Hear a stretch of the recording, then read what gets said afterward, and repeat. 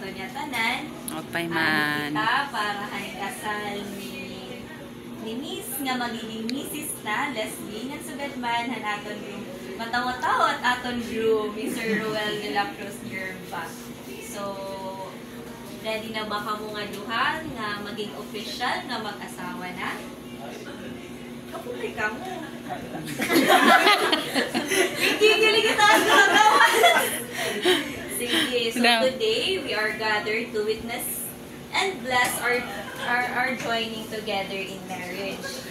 So ikaw po, aton groom, Mr. Ruel Yerba, do you take Miss Leslie from this to be your lawful wedded wife for this day forward and for all the days to come, in times of prosperity, in times of difficulty, in abundance, in secrecy, in sickness and in health, to love, to cherish, and care for until death do us part?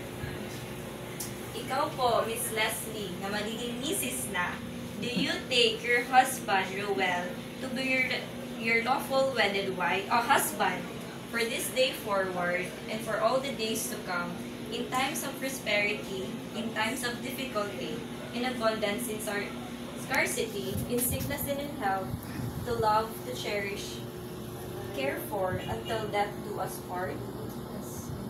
So, ikaw, Mr. Ruel, do you take Leslie to your... I, Joshua May Archu, the Municipal Mayor of Santa Rita, Samar, by the authority vested in me under RA 7160, now formally and officially declare you as husband and wife. Pwede na po kamo, pakaunan niyo sing-sing, nga itaon na iyong asawa. Kung may nakagayakan, asya niyo tayo nagayakan. Oo, sige. Ating gayakan. Sige, pagyakan na eh. Ako promise sa inyo. Sana o. Alagaan ko ikaw. Siyempre, hindi ko mapasagdan nga. I promise na igugmaw ko ikaw kung tugit na ako kamatay. Kamatay ito lang. Pipilingat mo kayo yun. Ikaw, Ma'am Leslie. Sige. Actually, naka-notes at ito, pero nagbibidyo man ni Pastora. So, anak ko na is, ayun naman nila yan na blessed day huli yan na papasalamat ako ang Ginoo na nakakilala ko yung sugat ng tao. Hindi naman perfecto, dahil naman sugat, wala man tao ang perfecto, pero bless ako na may dapo sa na iya nga ako na Ginoo. Kakarawat niya, bisan man anong mga pagkukulang, syempre, mga pagkukulang o mga mapupuna ni mga apon. Yan, sugad man, kung gusto kong kinabuhi bilang usang Kristohanon, bilang usang anak ka Diyos, inayakan ko bilang pagsunod hanton mga salita niya na magpapasakop ako pero na imo, adlaw-adlaw, submit na imo na although may naman ako sarili nga desisyon, pero adalataton na mag-open communication ng tangan para maintindihan natin ang mga desisyon na life. So, at nang gihapon, igugmaong ko ikaw as I love the Lord. Yan, with all my heart, with all my soul, with all my mind. Ang Ginoo, labaw iya, so at nang gihapon na ito. Yan, naway, bless ni Lord aton pag-aasawa, yan, putog ito aton. Saring pa,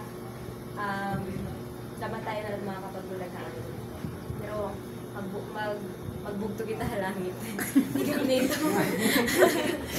Pero yan ang mag-aasawa. Awato na. Magbugto kami. Karawatan tak. Sige. So now, so groom, you may now kiss your bride.